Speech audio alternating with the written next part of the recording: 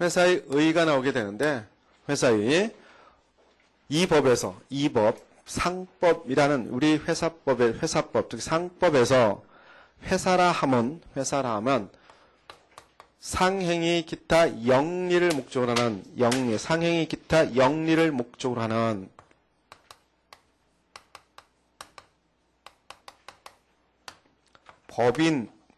법인을 말한다. 법인을 말한다. 그래서 법인성.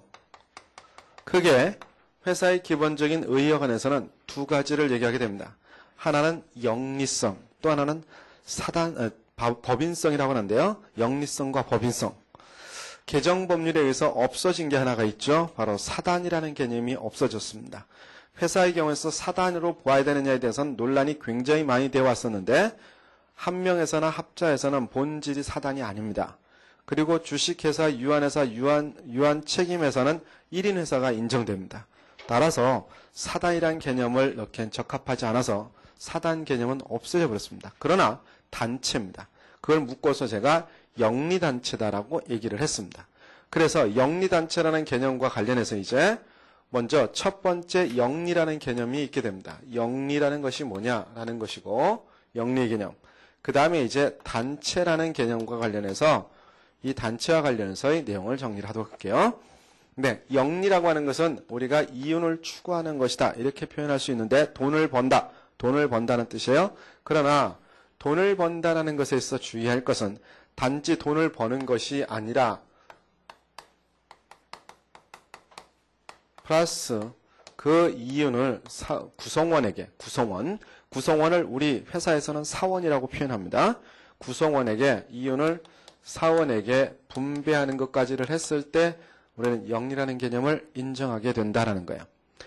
이윤을 추구하는데 그 방법상에 있어서 상행위에 의해서 상행위에 의해서 돈을 버는 게 있고 기타 영리에 의해서 돈을 버는 것이 있다. 기타 돈을 버는 것.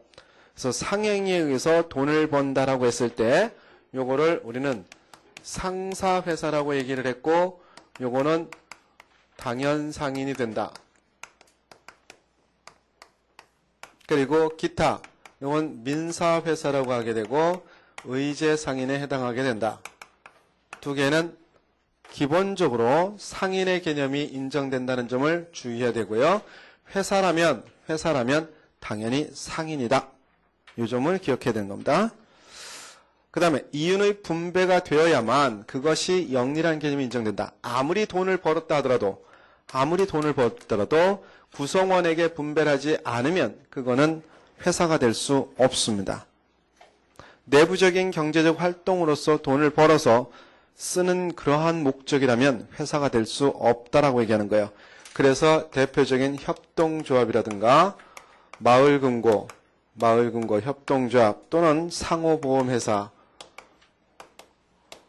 같은 경우 또는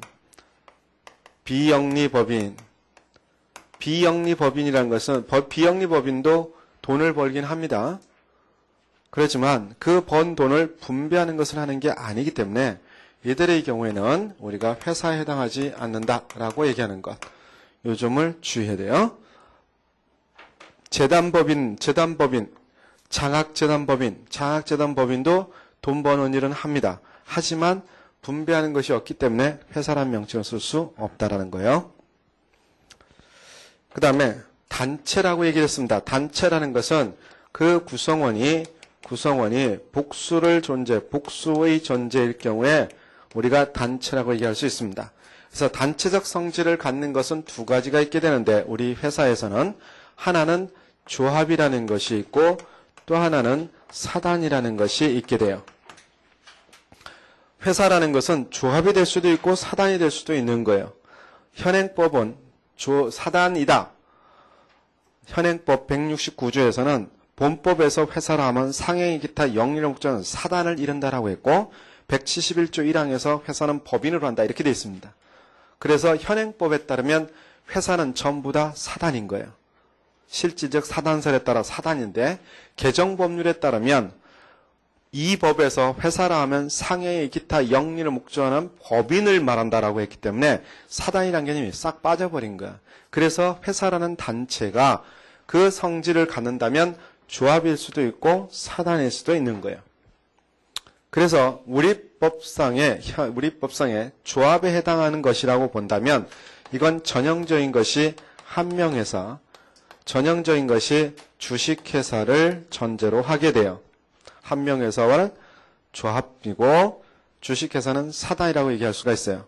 여기에 추가적으로 사단적 개념을 가지고 있는 조합성을 갖는 회사가 있습니다. 또 조합적 성질을 갖는 사단의 회사가 있게 됩니다. 그래서 이제 여기에 추가해서 우리가 조합적 성질을 갖는 회사라고 할 때 합자회사라는 것이 있게 되고 유한책임회사라는 것이 있게 돼요. 그리고 사단의 성질을 갖는 주식회사와 같은 형태로서 유한회사라는 것이 있게 됩니다. 그래서 넓게 보면 이들은 조합적 성질을 가졌다라고 얘기하고 이거는 사단적 성질을 가졌다라고 얘기를 할 수 있습니다. 그럼 조합과 사단의 비교 내용도 중요하겠지만 그 내용은 회사의 내부 관계를 가보면 이제 압니다. 여러분들이 이미 공부한 기본이론에 따르면 이 조합의 경우에 있어 조합적 성질을 갖는 회사의 경우는 사원의 지분의 양도가 까다롭죠. 양도가 자유롭게 인정되나요? 안 되죠. 그런데 사단의 성질을 갖는 주식회사나 유한회사에서는 지분의 양도, 주식의 양도가 자유롭게 인정되는 거예요. 한명회사 사원의 지분의 전부 또는 일부를 양도하기 위해서는 다른 사원 전원의 동의를 얻어야 되죠. 합자회사 무한책임사원은 다른 사원 전원의 동의를 얻어야 됩니다. 합자회사 유한책임사원은 무한책임사원 전원의 동의를 얻어야 되죠. 유한책임회사 사원의 지분 양도는 다른 사원 전원의 동의를 얻어야 됩니다. 그러나 업무집행사원이 따로 있는 때는 그 업무집행사원의 동의를 얻고 업무집행사원이 없으면 다른 사원 전원의 동의를 얻으라고 되어 있습니다.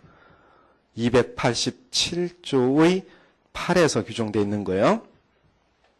네, 그런데 주식회사는 주식은 타인에게 양도할 수 있다. 유한회사 사원의 경우 정관에 다른 점이 없으면 그 지분은 타인에게 양도할 수 있다. 라고 해서 다릅니다. 무한책임사원의 지분의 상속은 인정되지 않는다. 그건 조합성질이에요. 바로 내부적인 관계에서는 이러한 두 개의 성질에 따라서 나눠진다 이거야. 그래서 제일 큰 게 조합의 조합원의 개성이 중시된다. 그래서 조합원들은 합의의 성질을 갖게 되고 지분의 양도가 자유롭게 인정되지 않는다라고 할 수 있는 거고 주로 전원일치인 의사의 결정이 있어야 된다고 하고 여기는 사원의 개성을 중시하지 않는다. 지분의 양도가 자유롭게 인정된다. 공동소유 형태이기 때문에 지분 양도 자유롭게 인정된다. 그리고 사원의 경우 결정의 경우는 다수결 원리, 지분 복수주의에 따라서 이들은 지분 복수주의죠. 지분 복수주의에 따라 다수결, 보통결의, 특별결의, 특수결의 이렇게 나눠지는 결의 요건들이 있죠. 네, 그래서 두 가지 성격은 달라진다고 할 수 있는 거예요. 자, 이러한 조합적 성질을 가지고 있는 회사와 사단적 성질을 가진 회사의 경우에서 분명히 단체가 된다면 두 명 이상이 존재해야 될 겁니다. 그렇죠?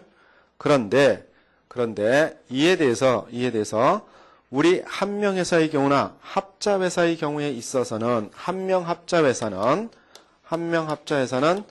이 사원 구성원의 복수단체, 구성원이 복수로 존재하는 단체로서 요거는 1인 회사라는 말이 인정되지 않죠. 적어도 사원이 2인 이상이 있어야만 사원 2인 이상이 정관을 작성해야 되고 그리고 사원 2인이 있어야만 회사가 존재하고 사원이 1이 되면 해산한다라고 얘기를 하죠. 한명합자회사에서 한명회사와 관련되는 내용에 178조 규정에 가면 정관 작성 2인 이상의 사원이 정관을 작성해야 된다고 되어 있습니다. 그리고 227조 3호에 가면 사원이 1인이면 해산한다라고 되어 있습니다. 여기는 사원의 개성을 중시하는 것 전제로 해서 사람의 복수가 존재해야 된다는 거예요. 사람의 복수. 그런데 주식회사, 유한책임회사, 그리고 유한회사의 경우에 있어서는 이것도 단체예요. 단체인데 요거는 자본단체의 의미를 갖습니다. 자본단체. 자본단체로 보기 때문에 구성원이 단체가 아니라 자본단체로 봐요. 자본단체로 보니까 여러 자본이 모여 있으면 된다. 즉 그 지분들이 여러 개가 존재하면 되는 것이지 사람이 한 명일 필요는 없다. 사람이 여러 사람일 필요는 없다. 사람이 한 명이라도 수많은 지분이 존재하면 그건 단체다라고 보는 거예요. 그래서 자본단체의 경우 구성원은 몇 명이든 관계없다. 사람 수는 관계없다는 얘기예요. 그래서 여기에는 1인 회사라는 것이 인정되게 돼요. 자, 자본의 단체의 의미로서 자본만, 복수의 자본이 존재하면 되는 거고 사람의 수는 한 명이라도 관계 없다라는 겁니다. 요게 한명 합자회사와 요 세 가지가 다르다고 보면 돼요. 그러면 특징이 뭐냐? 여기에는 무한책임사원이라는 것들이 존재합니다. 그렇죠? 무한책임사원이 존재하니까 구성원의 개성이 중시된다 그랬죠? 그러나 여기는 전부 뭐냐면 간접 유한책임을 지는 사원들이에요. 유한책임사원입니다. 그래서 이들의 경우에서는 자본적 중심으로 보면 돼. 자본의 개념을 중심으로 해서 보면 된다는 겁니다. 네, 그래서 1인 회사가 인정된다. 그럼 과거에는 사단이라는 개념을 얘기할 때 1인 회사는 사단 개념의 예외 또는 특칙이라고 설명을 했지만 지금은 단체 개념 안에 들어가는 겁니다. 무슨 단체라고요? 자본단체라는 개념으로 보면 된다. 그런데 전통적으로 지금 우리 법에 있는 규정 자체가 사원이 복수인 걸 전제로 해서 구성원이 복수라는 걸 전제로 해서 규정을 두고 있어요. 지금 있는 규정들이 단체라는 개념의 고유의 성질로서는 구성원이 복수라는 걸 전제로 법의 규정들이 주어져 있다 이거야. 그럼 이렇게 법에 규정되어 있는 내용들을 구성원은 한 명밖에 없는 자본단체의 성질을 갖는 회사라면 그 규정 자체가 적용될 수 있느냐라는 문제가 생긴다라는 얘기야.